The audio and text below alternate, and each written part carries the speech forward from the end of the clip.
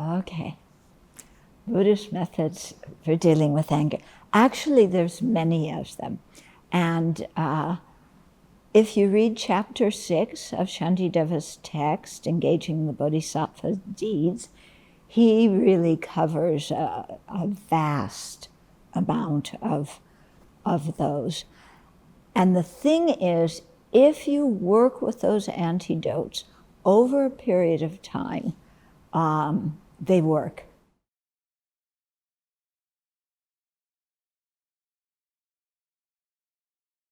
If you expect that doing an antidote one time is going to get rid of your anger, okay?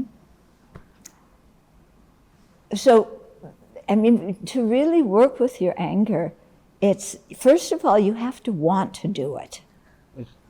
Yeah. If you don't really see the defects of your anger, if you feel your anger gives you power, yeah. If you feel anger is right and that it's a natural emotion and you kind of, I feel this, I should be able to express it. If you have that view, then you don't really want to deal with it. So then learning the antidotes is, it's not up your line. You may pretend to be interested, but you're not, okay? So you really have to look at your own life and see the disadvantages of anger. It's not theoretical, yeah? You have to see it in your own life by reviewing and seeing the times we've gotten angry, why we've gotten angry, and what the result of feeding that anger and acting out that anger are. Yeah. And we have to also see how painful anger is. That's the thing. Many people think that anger gives them power because you have a physiological reaction and your adrenaline is rush. You feel, anger gives me energy. Actually, it may give you that energy, but it does not give you clarity of mind and wisdom. And so we act out of anger, and then we usually create more of a mess than we started out with. Yeah. So you've got to see that in your own life and your own relationships and think about the karma of getting angry and the result on yourself in future lives, how it hampers your spiritual progress, how it destroys relationships with other living beings, how it hurts other people. And you have to see that and say, I don't want to harm other people like that, and I don't want to, that's not the way I want to be powerful. I want to be powerful through developing wisdom and compassion. Yeah, not through having the ability to torment people and oppress them and beat them up and hurt their feelings. See, there has to be that kind of change. And then once you really want to do something about your anger, then chapter 6 of Shantideva's text is it's like gold, It's like, this is the thing that is going to help me, And it's an incredible text because when we're angry, we always have so many reasons to validate our anger, don't we? It's good to be angry. If I'm not angry, I'm suppressing my emotions. If I'm not angry, those people are going to take advantage of me. If I'm not angry, they're going to step all over me, and ruin my life. If I am angry, I'll be powerful and they will listen to me. If I'm angry, they will respect me.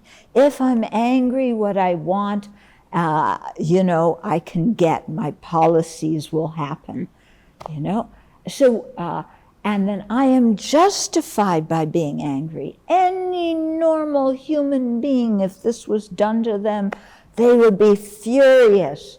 So what I'm doing is just being a normal, natural human being.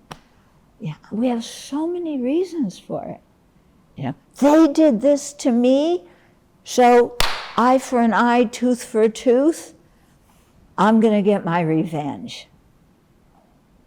Yeah. And if I don't get my revenge, people will lose respect for me. And in the justice system, if I'm angry, somebody hurt my dear one, somebody hurt my business, if I'm angry and I make sure they're punished and they suffer, then that is justice, and that will relieve my pain of being harmed. You think like that. And what you do is you set yourself up for a life of misery. Yeah, you set yourself up for, instead of accumulating virtue, for accumulating grudges and accumulating hurt and accumulating pain and resentment. Yeah. And then we meet people who, as they age, they get angrier and angrier and more bitter. Yeah. And more right. But they're totally unhappy. They're miserable. Yeah.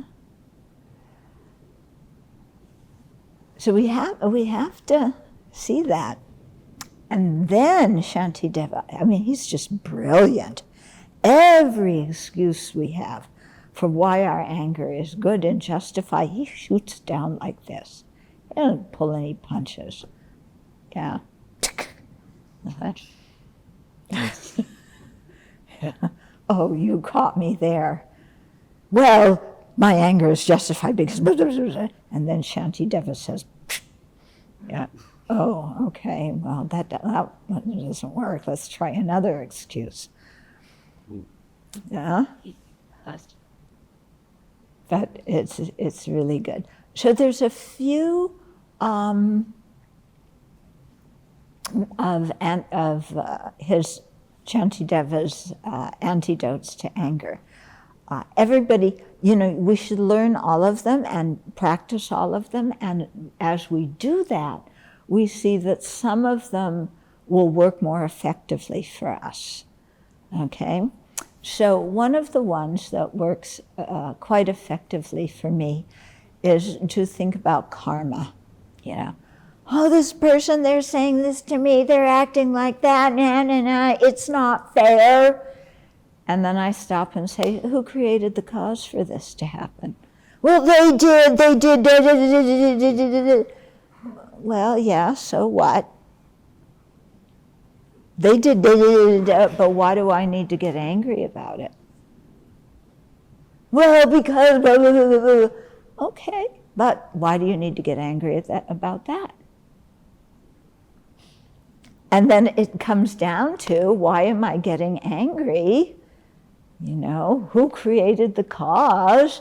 I did in, being really mean and nasty and harmful to other living beings, either earlier this life or in previous lives. And if I hadn't done that, I wouldn't be experiencing this right now.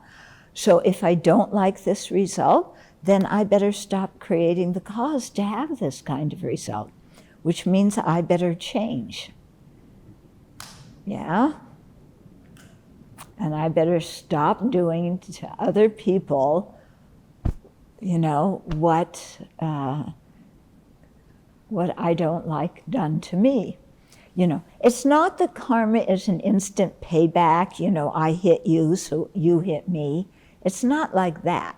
But it's, if you have a harmful idea or motivation towards somebody, then it comes back in one way or another. Yeah.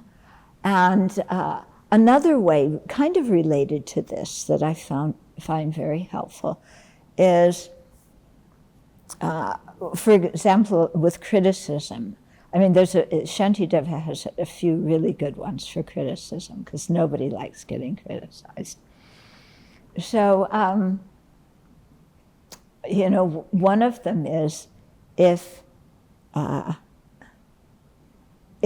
somebody is criticizing you, we always go, no, no, no, no, no, I didn't do that. Yeah, when we might have done that. So if somebody is criticizing us for something that we did do, we should put our palms together and say, thank you very much for pointing out my fault, because I'm always saying I want to improve, and you're telling me how I can improve. Thank you. Okay? Instead of you're telling me how to improve, which is what I want to do, but shut up, I don't want to hear any criticism. No, it's like, thank you, okay? And if somebody is criticizing us for something we didn't do, also no reason to get upset, because they don't have the correct information. So there's, I think, a cute analogy that goes with that. If somebody tells you you have a big nose, okay, like me, somebody says, Chodron, you have a big nose. What am I going to do? No, I don't have a big nose. You're accusing me of something I didn't do. I don't have that fault. It's like, come on. I have a nose. I know it. They know it. Who am I trying to fool? Yeah, it's much better to say, actually, yes, I did make that mistake. Yes, I do have that fault. I'm trying to do something about it, but I'm not, yes, it's my responsibility. I'm not going to skirt my responsibility. Okay, so if somebody accuses us of something that's true, no reason to get angry. If somebody says you have horns growing out of your head, well, you check. No horns. It's what they're saying isn't true. So why should I get angry about something that's not true? So again, no reason to get angry. Yeah. If there's a chance to talk to that person and explain, oh, you thought I had horns. Actually, it was, I don't know, I was standing in front of a lamp and you thought the lamp poles were horns or something. You give them more information. Yeah. But again, there's no reason to get angry. Okay. So those two techniques I find work very well. Yeah, there's others too. Chapter 6. Chapter 6.